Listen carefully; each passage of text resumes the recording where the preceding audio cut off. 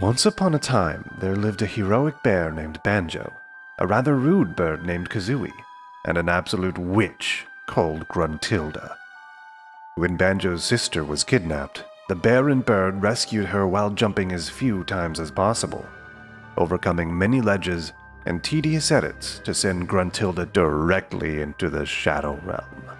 But she was nothing if not persistent, and as was contractually obligated, the old hag soon rose from her grave for round 2. Our weak-legged heroes once again rose to the challenge, and this second showdown ended with even less jumps than the first. A year has passed and peace reigns in Spiral Mountain. So what became of the bear, the bird, and the witch?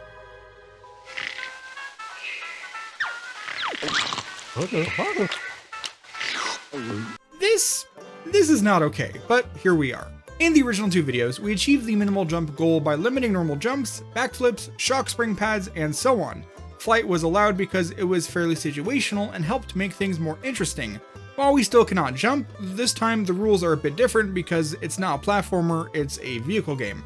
So the restrictions are mostly on vehicle parts. Springs and the much less useful but otherwise similar boot in a box can help give a vehicle a standard jump, so those are out.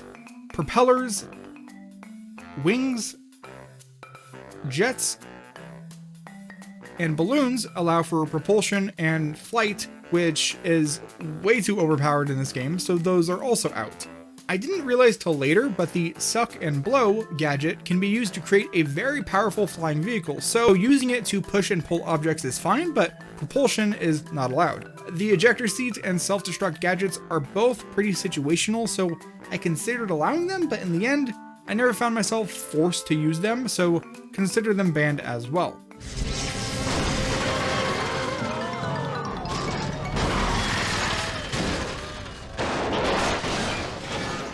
All that said, our adventure begins in Showdown Town, where a number of doors open into various game worlds, all crafted by the Lord of Games, or Log, himself. The whole goal of the game is to gather at least 75 Jiggies from those worlds to unlock the door back to Spiral Mountain for a final showdown against Gruntilda. So scattered throughout Showdown Town are a number of Mumbo crates which hold new vehicle parts that we can use in the garage to create the vehicles we'll be using in said missions and challenges. Since we want to eventually get a bunch of crates, exploration is important, so I set off and unlocked all the fast travel panels to make sure they were reachable. Spoiler, they are, especially if you use a glitch called trolley hovering, which is basically lifting, but with style. In theory, it's simple. You place an object like a Mumbo crate in the trolley's tray, get onto the object, and use Kazooie's magical wrench to lift the trolley up. Due to troll physics, you begin to go soaring through the air, but the collision in this game is confusing at best, so you almost always fall down immediately. Also, since we don't want to jump, getting onto the object that's on the cart in the first place requires careful use of nearby terrain, so it's extremely limited, and as such, I rarely used it throughout the challenge run. Either way, I was able to get up here to Boggy's Gym by the docks. If you don't know, the gym lets us spend musical notes to increase Banjo's running speed, health gauge, and wrench lifting strength. It's not a huge improvement, but every little bit helps. Speaking of notes, you'll find many scattered throughout the town and many more inside each of the worlds. They're very useful for buying parts from Humbawamba and not much else, at least for this challenge. The town has some extra activities outside of just going into the worlds, like Klungo's Arcade, but it's a mini game that requires jumps, so that's a hard pass. There are collectible crates all over, but I ended up only turning in 3 of them, which unlocked a few pieces for our vehicle crafting collection. Of those, only the gun and the high grip wheels are helpful.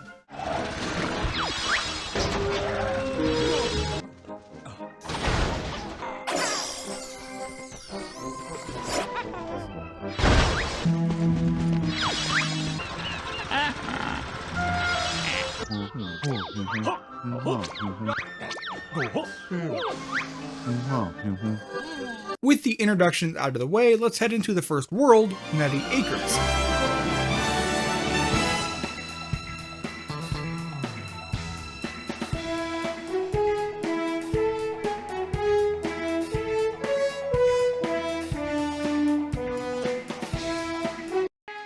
Wow. This cutscene's going a long while, isn't it? Man, those characters do look cool though. Nutty Acres, what a name. So... Still going, isn't it? Man. How much longer do we have? Oh boy, are we done yet? I feel like it's wrapping up, but I can't tell. Is it done? Are we done here? Oh, okay, cool. So, this first act has just a single introductory mission, which is to reach Mumbo at the center of the island within the time limit. As with every mission, there are 3 possible outcomes. Depending on the time or score, we can get notes, notes and a Jiggy, or notes, a Jiggy, and a TT trophy. That last one is a collectible that can be turned in 4 at a time for a Jiggy, so we want to ace as many missions as possible. Back in town, we learn that Jiggies we earn can be dispensed from the world's Jiggovend, which we can then deliver to the giant receptacle in the town square. Our first Jiggy unlocks Nutty Acres Act 2, as well as adding more parts to Humba's shop. To start, I bought the medium engine and some spikes. Next, I revisited the water below Klungo's arcade because I came through here before, but the Jiggy tamper switch wasn't functioning. But now that it is, I activated it for a one-time bonus Jiggy, raising our count to 2, which dispensed the next world's orb, which I then delivered to the downtown area. The game expects you to jump up some short steps to drop a little bridge for easy access, but I don't want to do that. After fumbling for a bit, I decided to use one of the grass standees to hover up onto the platform. This is very doable without having to hover, but that's what I decided to do. Either way, I unlocked Logbox and then went back into Nutty Acres Act 2. This one has 3 missions, and I started with Mumbo's at the town. He wants us to deliver a soon-to-explode bomb. Getting there requires simple driving, but we're forced to use a large, bulky vehicle. I immediately activated the mobile garage feature, which lets me alter the vehicle on the fly. This feature is a godsend on missions like this one where we don't get to pick our own vehicle. I'll fast forward, but basically I dropped some useless pieces, I compressed it down so the vehicle would be lighter. With the better speed and handling I got from that, I was just barely able to get the trophy.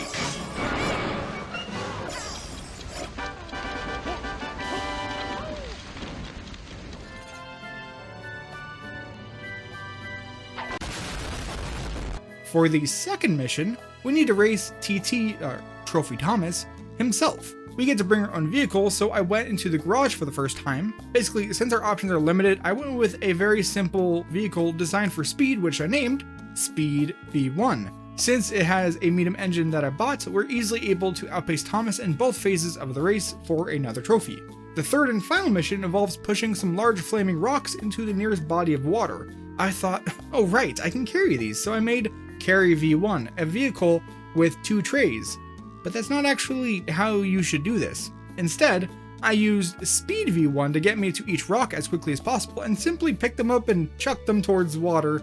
Because they're rocks and are thus like spherical, they can just roll into the water. It can be annoying if they don't roll all the way, but either way, this was another aced mission. Back in town again, I collected our 1 Jiggy from Thomas and the 3 from the vending machine and turned them in, unlocking Nutty Acres Act 3, Logbox Act 2, and yet another World's Orb. As he does every so often, Mumbo also rewarded our progress with a small engine, some fuel, a gun, and some ammo. From there, I went into Nutty Acres Act 3, which had the first Grunty challenge thus far. In this challenge, we need to get the special coconut away from her. I decided to use firepower, creating Combat V1, which has a couple of egg shooters. I happened to snipe the support beam, making this a very quick victory. In addition to the expected rewards, we also get 4 high grip wheels, which are also equipped to our trolley back in town. Each Grunty mission upgrades the town trolley, though I think this is the only one that is really helpful. Either way, while in town, I deposited the Jiggy and delivered the orb to unlock World 3, Banjo-Land, and then, from there, I decided to finally enter World 2, Logbox 720. Thank you for joining us on the Microsoft Xbox at home of Xbox. The first mission of Act 1 has us taking Klungo's antennae as high as we can. With a flying vehicle, this would be extremely easy. Since that's illegal, I used Carry V1 to drive it along the path. Surprisingly, I got the trophy on my first try with little effort. The other mission has us picking up some passengers and delivering them back where we start, for which I made Taxi V1, which is just the speed vehicle with some passenger seats added. It's very straightforward, but I should point out how annoying it is. The NPCs can only hop into a seat if they're standing still.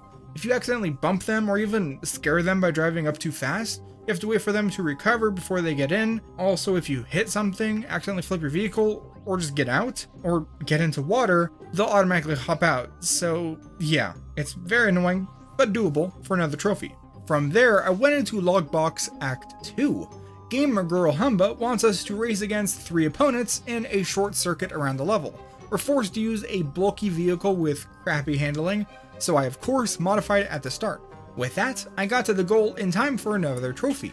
The other mission requires us to use a vehicle that has propellers built in, and the objectives are high up on platforms that I couldn't reach on foot, meaning that this is the first undoable mission. With not much else to do here, I opted to go back to town. I turned in some jiggies to bring our count up to 10, which unlocked another act of Nutty Acres, another act of Logbox, some useful parts from Mumbo, and a couple more items in Humba's shop, which I bought. Logbox Act 3 is another Grunty mission, but like every act, it also has a Jinjo. Jinjos, if you don't know, offer additional challenges that have you reaching a certain speed, rolling a certain distance, and so on. You then get tokens, which can be used at King Jingling's Bingo Palace. Said palace offers a number of vehicle parts and amounts of notes, but since neither are crucial to beating this challenge or the game, I opted to ignore them. As for Grunty, this is a very annoying mission. It should be easily doable with our current parts, but I could not nail down a reliable vehicle design. Falling into the water is a huge time sink, pun intended, so I decided to just come back to this later. In Nutty Acres Act 4, there happen to be 4 missions. The first one involves protecting Mr. Fit while he jogs around a hill. It's annoying but requires no jumps, so I got the jiggy. The race started at Trophy Thomas, has me going up against Piddles the cat, and a number of small bots, so I again used Combat V1. Getting the trophy time is doable, but I settled for a jiggy. At the center, Klungo gives us a very fun mission. So the Vaco-Nuts mission expects us to take its vacuum cart down the hill, gather up some coconuts, and ferry them back to the big coconut sucker. It's doable, but I'd rather cheat. So everything is an object, including the coconut receptacle, which means that we can pick it up if we first dislodge it. Then we just carry it down to the field and collect the coconuts directly for a stupidly easy trophy. Bottles offers a flying mission, where you're expected to use the plane to fly around through a number of high altitude gates.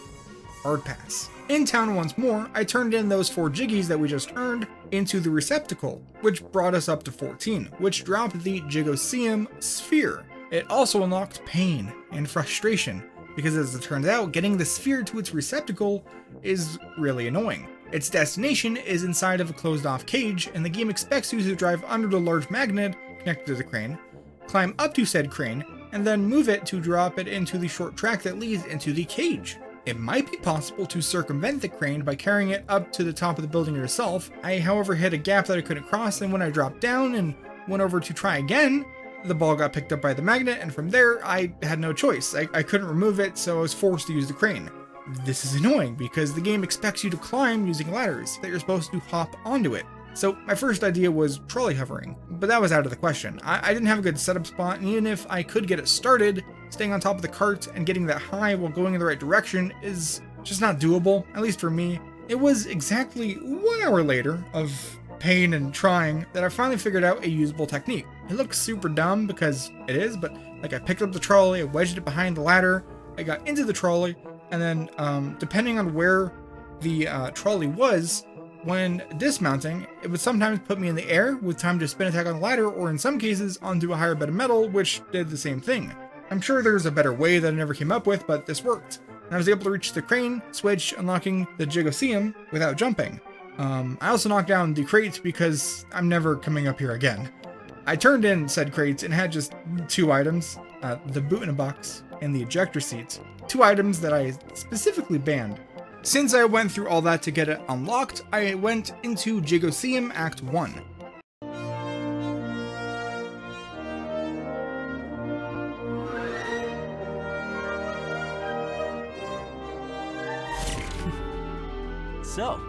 Do I really look like this? So this is a multifunctional sports arena filled with vaguely sports-related missions. The first asks us to push a bunch of sumo blocks off of a dartboard, for which I created Pusher V1. I am great at naming things. Springs would be handy, but since I can't use those, I got it done and I settled for a Jiggy. Mr. Fitt's mission asks us to drive down a large ramp and travel as far as possible. Wings are basically expected, but technically we just need to travel far, so I tried using Speed V1. It was close, but it didn't work. What actually worked was basically Speed V1, but without the blocks, and I just sent it flipping, landing me well within the Jiggy range. After turning in those 2 new Jiggies, getting us to 16, I stopped by Humba's shop, bought some combat stuff, and went over to Banjoland Act 1 because I hate going in order.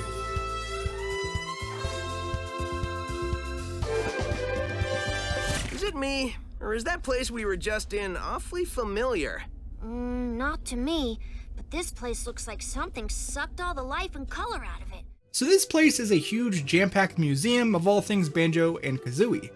Luckily, almost every mission is quite grounded. The new and improved Combat V3 got me a trophy for defending Clanker's eyes, while Ice to See You was done exactly as intended for another trophy. Klungo's mission is a time trial, which Speed V2 carried me to another Jiggy. Back in town, actually collecting the Jiggies from the vending machine is a little bit annoying. You're supposed to jump up, but instead I realized I could just dismount like so to avoid that. Also, by now we're expected to have the floaties letting us smoothly sail through the water, but I opted to just carry my entire vehicle across instead. 19 Jiggies unlocks Logbox Act 4, and that's it. Into Banjoland Act 2, I went up and took on Mr. Fitt's mission, which has us driving giant soccer/footballs into the goal. The only thing standing in our way are stationary statues and some annoying enemy bots. It's a very grounded challenge, so it's very doable without jumping, but without the spring, I had to manually push them all with Pusher V2. It worked, but not well enough to get the trophy, but either way. Klungo's mission, Wasting Away, is another fun one. The game expects you to craft some kind of vehicle to lift objects into the air. Instead, one of the goofiest shortcuts in the game, you could actually just smack the large can, pick it up, turn it over, and carry the trash right into the can in like 20 seconds for an easy trophy. That's 3 more Jiggies for the collection, and also a crate for Mumbo. That crate unlocked our first set of heavy parts, which are handy whenever we want to make heavier and sturdier designs. Into Jigoseum Act 2, Boggy's mission has us knocking down as many dominoes as possible. I tried a few designs, but just moving 1 or 2 lines didn't seem to work. A really good way would be to fly to the center and explode the vehicle. Since I can't fly or jump, but I still want to reach the center, I had an idea. And I created the first version of stairs. It's literally a car with a giant slope built out of vehicle blocks, which I can edit to make flush with the floor and act as stairs. And this actually got me to the center, where I realized that Banjo's attack is super weak, and this would not help me at all. Back to the garage, I made Pusher V3 with bumpers and monster truck wheels, and I just kept trying and trying until eventually I got lucky enough to get the Jiggy. Thomas's mission is a race around the arena. I crafted Speed V3 with bigger engines and spoilers to help give it as much traction as possible, but I kept having issues because it turns out I put the spoilers on backwards because it actually matters. I also added some heavy blocks, and I was able to emerge with another trophy. Bottle's mission has us partaking in some pizza time. The vehicle we're given has foldable wings and propellers, so I was worried that this would be an impossible mission. Turns out, it's more than doable without flying. I left the wings in, and just simply didn't use them, and drove up and around using the sloped walls to get to the Jiggy, but looking back, I felt wrong to leave the propellers on, even if they don't change much, so I went back and redid the mission by removing the wings, propellers, and also the heavy sign, and I actually shaved an entire minute off of my time. Nice.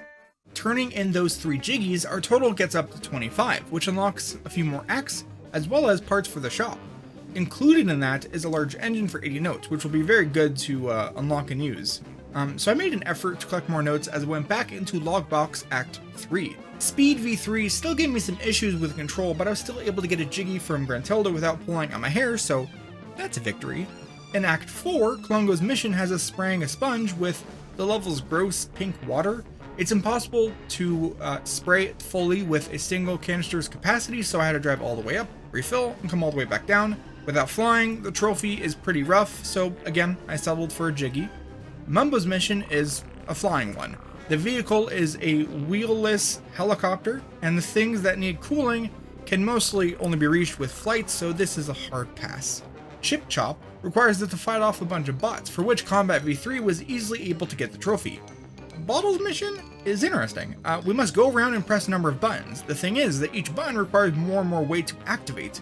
Scattered around are letters that spell out Banjo, which you can stack onto the vehicle to achieve the weight requirement.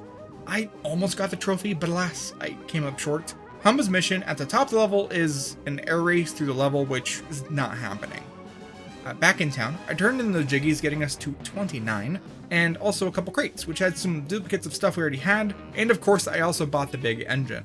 In Banjo Land Act 3, I started by getting the Jiggy from Bottle's taxi mission done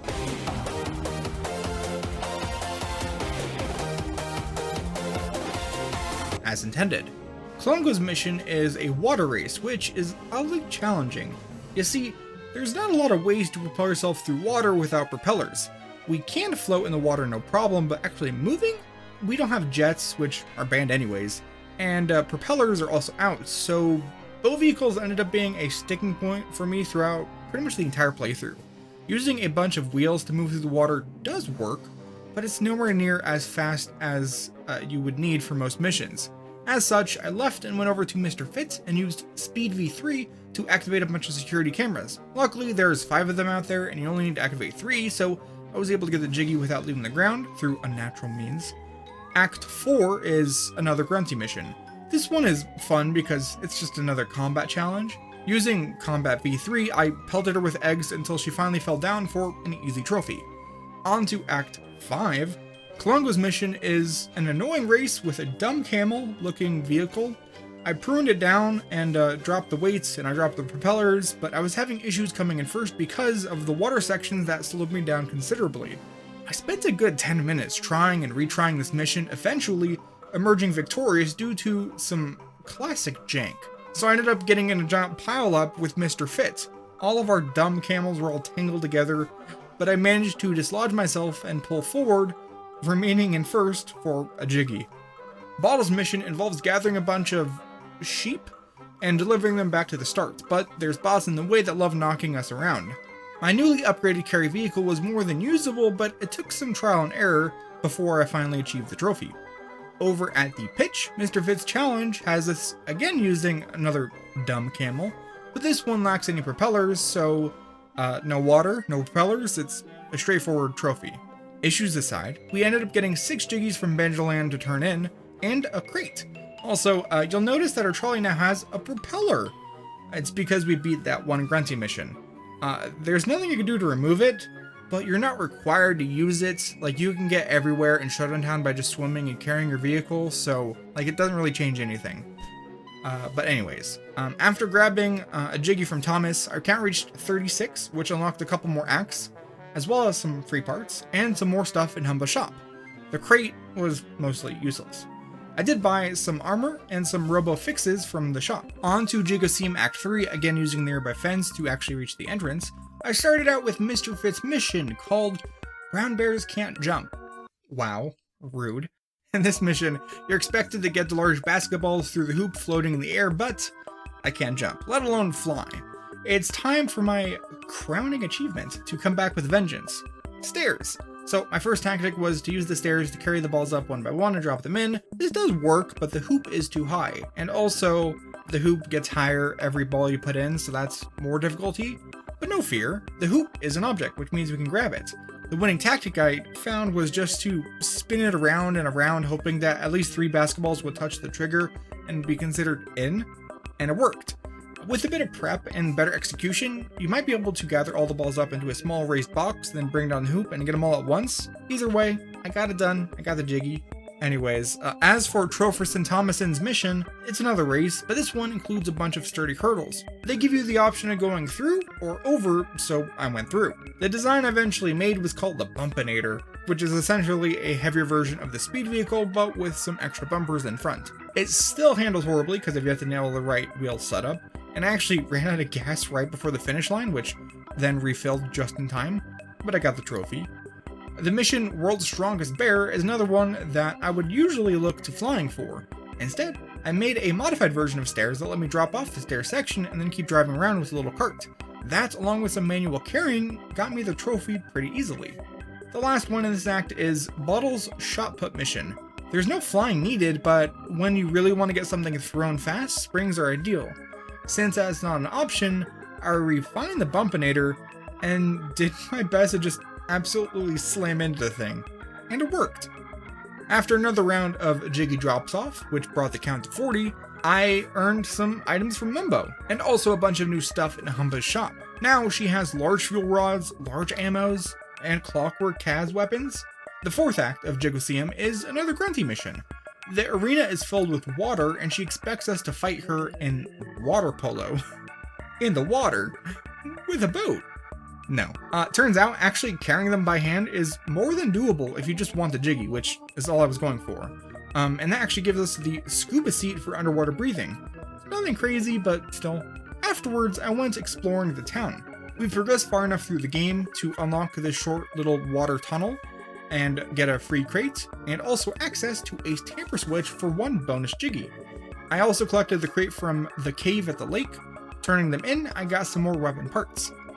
And then also, while wandering around the Bingo Palace, which I mentioned earlier, I noticed I could tightrope across to access this crate, which would drop down, and then from here I thought, I wonder, could I trolley hover into that closed off sort of castle area? It took like 5 minutes of attempts because I had to keep setting it up manually by walking around. But yeah, you can!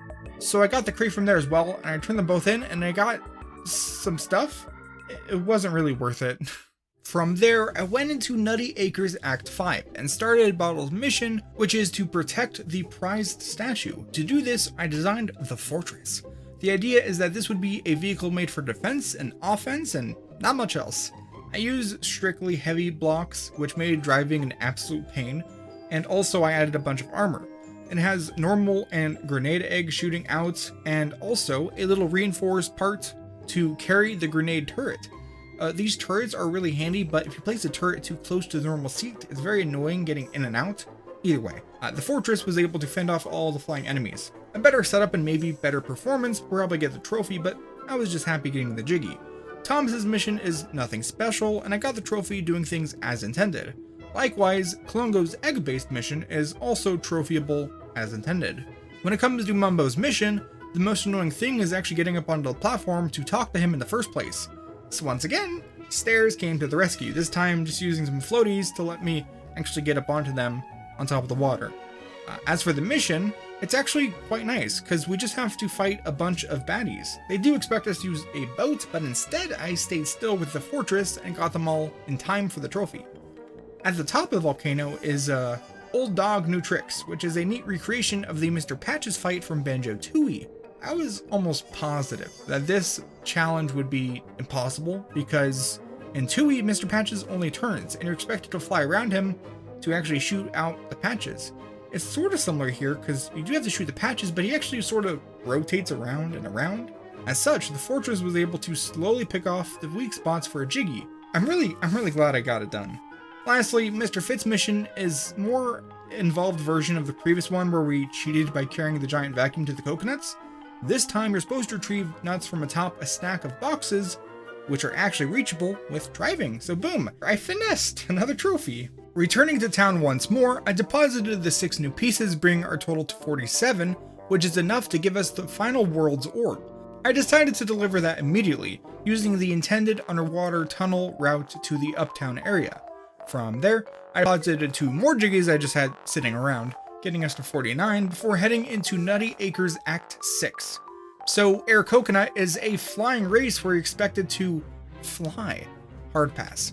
Riverbed head-to-head, as expected, is a race through the dried-up riverbed. To satisfy my need for speed, I took the outdated Speed V3 and started adapting it. I added a large engine, increased the fuel capacity, and made it longer, and all of that lowered the center of gravity to a point where it finally earned the name Speed V4. I'm not very creative. Names aside, it easily got me the trophy. The Nuts and Go mission, given by Humba, is a straightforward land-based challenge, which I managed to get the trophy on my first try. Out on an island, Mr. Fit offers Makin' Waves, a mission that requires a speedy boat. As I mentioned before, boats are nopes, so I left it for later. At the top of the volcano, Trophy Thomas finally offers a fun mission. We're tasked with traveling as far as possible from the start with everything but our steering frozen, meaning we can't actually drive, we just have to coast. This needs a smooth, aerodynamic vehicle, and Speed V4 was just the thing I needed. I only tried once, and I almost got the trophy, but more than happy just taking the Jiggy. With Act 6's options mostly exhausted, I went and deposited Jiggies, bringing us up to 52. This also gives us some free parts, including the very neat gyroscope, as well as the very versatile Suck and Blow. With that, I ventured into the final world, Terrarium of Terror.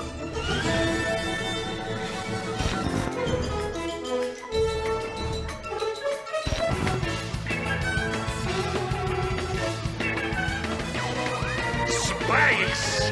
Its first mission is Bear's Eye View, which is the first time we get to use a vehicle with sails, a fuel-free propulsion device. The vehicle has springs, but they're not required to get the Jiggy. The other mission involves delivering a seed while keeping it watered. No jumping or flying required. I even got the trophy. Onwards to Tot's second act. The first mission I attempted was Intergalactic Binman. Cool name, dumb mission. It's very straightforward, but it took almost 10 minutes of trial and error until my creation, The Big Push, got it done in time for a trophy. Next, I took on the Great Balls of Gas mission, which, surprise, gave me some more grief. It should be simple, just carry a heavy object that gets heavier the higher you go, up a winding beanstalk. The weight gave me issues, traction was an issue. I got the Jiggy eventually, but it feels like the game won in the end. Back down again, I spoke to Officer Bacon, and he offered a mission where you get a vehicle with no wheels, you have balloons, and there's floating objectives. Hard pass. Heading over to the adjacent biodome, there are two missions next to each other. Captain Blubber's mission is a race that involves either jumping or flying into the air for some of the gates. It seemed out of reach, so I decided it wasn't worth the effort. Jolly's mission is actually quite doable. You need to taxi 4 people to 4 different locations, with the last being underwater. Even without flying, jumping, or propellers for underwater propulsion, I was able to do it. I even eked out the trophy. The last mission worth trying was high up, on a platform with no walking access. I was worried I wouldn't even be able to get up there in the first place, but luckily, I had speed on my side. His mission, as it happens, is the Saucer of Peril. Now here's the thing. This is a tricky one. It's pretty much the only mission in the game that I know of where you don't actually control the vehicle because it's an on-rail shooter, much like the Saucer of Peril from Banjo-Tooie. That said, the vehicle is flying, and I would benefit from its flight if I did the challenge, so I decided it was off limits. As has become tradition, once I ran out of options, I returned to town to deposit Jiggies and reevaluate from there. The TOT's Jiggies brought the count up to 58, unlocking Jigosium's Act 5, as well as a number of combat parts in Humba's shop. I also turned in the TT Jiggy, getting us to 59 before visiting the Jigosium. Just like before, Act 5 contains a single Grunty mission. Instead of playing water polo, Grunty wants to destroy the billiard balls, and I gotta protect them. I tried using combat vehicles, but in the end, the pusher and a bunch of evasive maneuvers got me the trophy pretty easily. With that, we've reached 60 Jiggies, which means we're just 15 away from being able to revisit Spiral Mountain for the final showdown. It also unlocked the laser for our trolley, which means we can cut through the laser walls, blocking crates throughout the town. That done, I went into Logbox Act 5. So Humba's mission is a simple driving course with a very finicky vehicle, which I got the Jiggy as intended. As for Bottle's mission, you get to drive around a literal Xbox. While it's equipped with springs, they are not required to finish, let alone get the trophy. As for the final act of this world, it has 5 missions. Humba yet again offers a race, but unlike before, the circuit is very small, so good vehicle control is crucial. Speed V4 got it done for a trophy. Bottle's mission is sort of odd. You need to carry a tablet to the top of the map, then back down through the water-filled tubes. It's annoying, but doable with our restrictions. Nearby, Mumbo tasks us with bringing 3 parts to the platform and then assembling them in the correct order. It's the first time we have to use the mobile garage feature on something other than our vehicle, but it's easily trophyable. Unfortunately, Mr. Oink's mission is way less doable. You're forced to use a vehicle with no wheels, and instead, you just have springs for mobility. Even if I took off the springs, I can't go anywhere. Also, you can't carry a passenger in the seat if you're not in the vehicle, so carrying the vehicle by hand is impossible. Hard pass. The final mission I tried was Jolly's bug-infested romp. Unlike normal combat, we needed to first disable the bugs and then place them into the bug zapper. It's annoying, but as intended, I got the trophy. Another delivery to the Great Golden Silo in the Sky brings us to 66 Jiggies. That opens the third act of Scott's Taunts, so in we go. I started with Jolly's Time for a Cuppa, where you deliver stuff to places and or things. I got the trophy, no problem, as intended. Super Sally is a mission where you take a vehicle up the winding beanstalk to test its performance. I got the Jiggy and the trophy, but as you may notice, I made a mistake. The vehicle has a jet, and no other engines. Without the jet, the vehicle literally cannot drive, and you can't walk all the way up due to the slippery sections, and also I think it would take too long, but either way, it's actually impossible under my rule set. As such, the Jiggy and trophy that I got are henceforth cursed, so they don't actually add to our total, and we'll make up for them before the video is through. The Hovering Harvest mission involves gathering float berries. It seems impossible, and probably is. The berries hover high enough that I just can't reach them, even with the grand stair machine and a bunch of creative maneuvers to get near them. There might be a way, but I couldn't find it. Pass. Flower Power Shower is a combat mission where you're expected to fly around and shoot bots. Much like with the previous combat missions that had a bunch of enemies, I just relied on a stationary turret to get the Jiggy without leaving the ground. Lastly, Boggy tasks us with taking his alien brother's casket down to the cooling waters beneath the plant. It seems straightforward and is, but getting down there without his forever home getting yeeted out of the vehicle is pretty rough. Turns out you can actually just place him in, edit the vehicle to have a roll cage, and then just hit every object on the way and get the Jiggy no problem. Turning those Jiggies in brings the count to 71, though keep in mind, a bit of that's cursed. It was at this time I really wanted to create a useful boat under the current restrictions. It took a half hour, but I came up with a cool design using the suck and blow, floaters, sails, and a gyro. It makes for a really fun and really fast boat, but the problem is, the rule I made about the suck and blow specified no propulsion, while this boat-based breakthrough was made a while back before I wrote the script, and thus before I figured out every single rule I wanted. As such, for the sake of my own conscience, I will consider the subsequent Jiggy and trophy to be cursed, which now means we have 2 of each that we'll have to make up for. I went into Terrarium of Terror Act 4, and if you're curious about the numbers, this act is unlocked with 70 Jiggies, and we left Act 3 with 71 Jiggies, one of them being cursed, so we're still allowed to enter without creating a cursed Jiggy paradox. I hope that all makes sense. Anyways, Clongo's mission is a simple push object out of water setup. Got the Jiggy no problem. The ultimate racing triathlon requires a vehicle capable of running on land, water, and in the air. Yeah, that's like not happening. No Armed Bandits is another annoying yet doable mission involving combat. It took me a good 20 minutes of trying it. I got the Jiggy. Lastly, Space Bandits Ahoy is much like the earlier Intergalactic Binman mission, but this time the trash is moving and fighting back. Either way, I used the second blow as intended, and I got it done in time for a trophy. As soon as I left that act, I dispensed my golden pieces and then went to the town square happy because 76 Jiggies is more than enough to unlock Spiral Mountain, but wait, what about the cursed collectibles? So, if we want to make things right and head into the final stretch with a clean record, we need to find 2 replacement Jiggies. Also, 2 of the trophies are cursed, but it's important to know that we only get 1 Jiggy for every 4 trophies.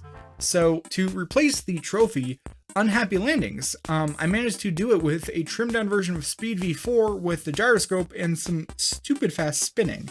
It was actually really fun. As for the replacement Jiggies, it was actually sort of tough coming up with replacements. At least that's what I thought, before I realized I completely missed the fact that Banjo-Land Act 6 was unlocked at 59 Jiggies, which we are way past. In said act, there are 6 missions available to us. Home Improvements Igloo Edition is a simple push stuff away mission, which is an easy trophy in Jiggy. Excellent Racing is definitely doable, though it is annoying. Either way, I got the jiggy. Even older dog, newer tricks, yet again has us fighting Mr. Patches, and yet again, I found a way to do it without flying. The solution is stairs. Well, stairs with a sticky ball attached to the top, used to grab and drag Patches onto the cactus. It works surprisingly well, and I got the trophy and jiggy, so we've already made up what we needed. But then Ba for the course is a really fun challenge because it's essentially golf.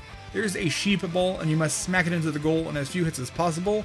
I used the Pushnator and I actually got a solid hit onto the light slate, and then after lining it up, I got my second hit to land it right in there. So I got the trophy and jiggy. Mad Monster Mix-Up is a flying race, which is a hard pass.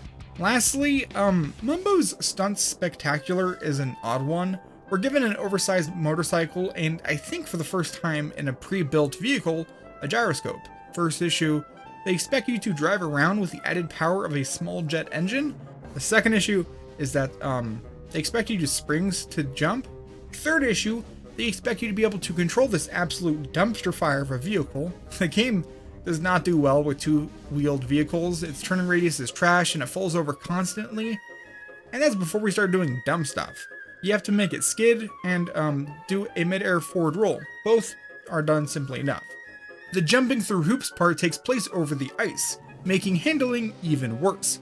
It's annoying, but you can edit the vehicle to make Banjo sit at the highest point and just barely drive through every hoop. The one over the igloo is a huge pain. After that, you need to do a sideways roll. Since the game is pretty picky about the roll and whether or not you actually did it, you need to get some significant air to make sure it registers. You then drive through gates and then have to make a really big jump. It's all really rough, but for some reason it feels doable. I wasn't able to actually do it, but I came close to getting the notes a couple of times. Oh, and after all of that, I should also mention that Jolly Dodger is a thing. He can be found hiding near the seaside in various different spots, and he sells jiggies in exchange for notes. Each jiggy costs a bit more than the last, but it's only 325 notes for his whole stock of 5. So yeah, as I hoped and sort of expected, we can reach way more than 75 jiggies without jumping, flying, or having to use a boat. As for getting up to the Spiral Mountain door, once more a fence from over by the docks did the job. So now we just have 2 final missions that stand between us and victory. We must do logs first, as Grunty refuses to fight until it's done. This is a very daunting task. We must partake in 6 fairly different challenges, all with the same vehicle. I had no clue if this would actually be possible, so let me walk you through the process I took. First thing, I took a standard vehicle and I just sort of saw what was in order. Challenge 1 is to stay within the crown area long enough to count down the timer. Simple and straightforward, we just need a vehicle that can control pretty well. Following each of the 6 challenges is 3 questions given by log. Much like Kazooie and Tooie, this quiz challenges your knowledge of the game. The questions are random, so it's helpful to know stuff. For each question answered correctly, you'll get 5 seconds removed from your current time. Challenge 2 is simple. You just gotta take the emerald eye of Grunty's lair to the dumpster by Banjo's house. Challenge 3 is a bit trickier. There are a number of floating targets that must be destroyed. I'm sure the game assumes that you would fly for this, but instead, a turret will do the job with minimum effort. Challenge 4 has us going through a number of gates, some on the ground and some in the air. Luckily, none are too high up, so we don't have to fly. My first thought for some reason were stairs. It's not really ideal when you can barely control where you're going. The last 2 challenges are very doable without anything new, so let's fast forward to the final design I went with. So, the 6, as I call it, is a modified version of Speed V4. I gave it some ammo and a grenade egg turret near the front. In the back is a sticky ball, a very useful gadget that I barely utilized throughout the playthrough. From the center engine, I have a detacher connected to a number of blocks that stick right into the air. With that, I could just drop off the blocks during Challenge 1 and Challenge 2 so that they wouldn't weigh me down. For Challenge 3, I hopped out, I modified my vehicle, and I had the turret at the top. I also dropped the seat nearby so that the turret was the only thing I could enter, letting the game just sort of zoom me up to the turret's advantageous spot. I did have to move the vehicle by hand for the last target, and I did fall over, but I got it done. Challenge 4 started normal. I detached the blocks after the first loop to drive around the moat. The first elevated gate is back near there, so I used the RB button to repair and then once more modified the vehicle. This time I dropped the turret and I put the seat at the top. The game only cares if Banjo himself touches the gate, so this works perfectly fine. Challenge 5 is another grab item and deliver it kind of challenge. This time it's 3 honeycombs. While a box or tray might be useful, we can actually activate the sticky ball and manually place the honeycombs onto it. I also got a turnip and a bot along for the ride, but I was still able to scale Spiral Mountain without issue. Finally, the easiest challenge yet. All we have to do is get all of the cauliflower blocks out of the zone. I could have edited my vehicle to turn the blocks into a pushing wall, but no need. I did this one all by myself. With that victory behind us, all that is left is to triumph against Gruntilda without jumping, or flying, or the propeller. Since this is a showdown, combat is the focus. Gruntilda has 5 different vehicles that we must fight off using the same one vehicle. When crafting my own battle bot, I started by adding 3 large ammo containers, 2 large fuel rods, 2 large engines, and a sturdy seat. Next, there was a replenisher which would gradually refill my ammo, and a RoboFix which would gradually repair the vehicle. As for actual firepower, I added my single torpedo, all 6 of my grenade egg launchers, and then even more ammo because why not? I even added my single clockwork Kaz which fires automatically at nearby enemies. It doesn't do a lot of damage, but it's something. For some reason I went without adding a trailer hitch and an egg turret, but either way. So she starts with a monster trap. Big wheels means big targets, so disabling this one is not too difficult. Her pirate ship is a little tougher since it floats in Spiral Mountain's little lake. A turret would probably be smarter and safer, but I just sort of threw myself into the water, exploding both of her vehicles at the same time. It still counts. Her third vehicle is capable of going invisible. That said, it's still possible to see her just barely, meaning that this is more of an inconvenience than anything else, so that was also easily destroyed. Her fortress is pretty laughable considering it remains nearly motionless, meaning I was able to just let loose with all the guns. I couldn't even tell what was happening with all those explosions. Finally, she rides atop her broomstick-esque machine, and as such, she's in the air the whole time. Since I cannot follow her into the air, I edited my vehicle to have the torpedo and guns face skyward, and then just sort of flailed around until luck, timing, and more luck finally brought her down.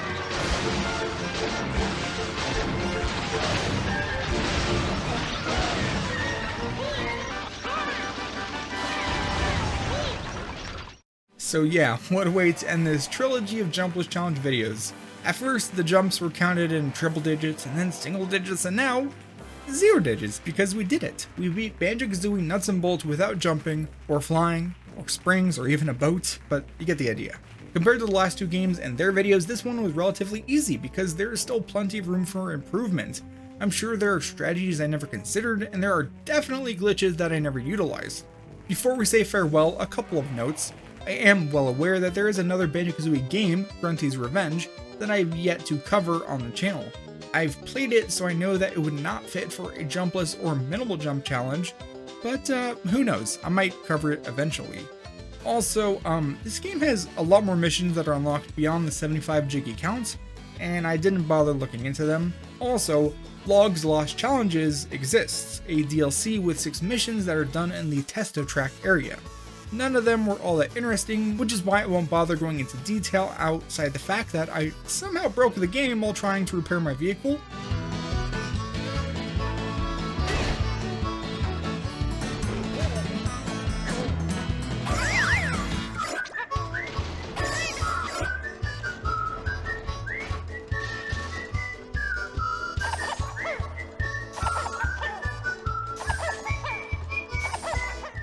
The glitch remained even once I left and started an entirely different mission. Going back to town did work, but yeah, that feels like a good place to end things. Big thanks to my channel members for their support, with a especially big thanks to Pseudonymous, Achilles Rhodes, and Captain Crayfish for being super fans. Also, if you watched this far, thank you so much. Also, shoutouts to IngeniousClown, my buddy who did the voiceover in the introduction. He has great videos, go watch them. I have other videos that may or may not be great, so watch them if you want. Alright, bye.